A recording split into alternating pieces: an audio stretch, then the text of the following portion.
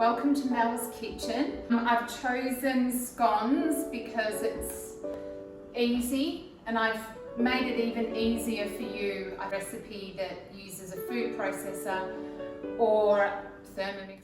So I'm using my thermomix. It simply needs to...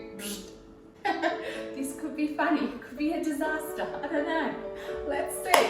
Right, we need 3 cups.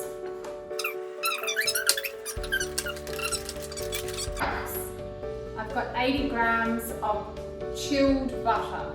Let's see how this goes.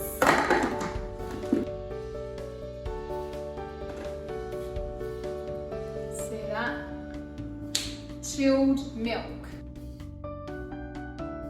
You bring it all together on the kitchen bench, and I've been told only kneading it or binding it for 10 movements, because you don't want to over knead it. You'll end up with tough scones, and no one wants a tough scone.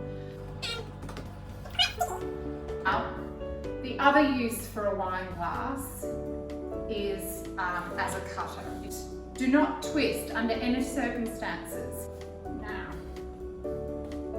bring all of this back together. Brush those. Voila! Let's put these in the oven for 10 to 15 minutes.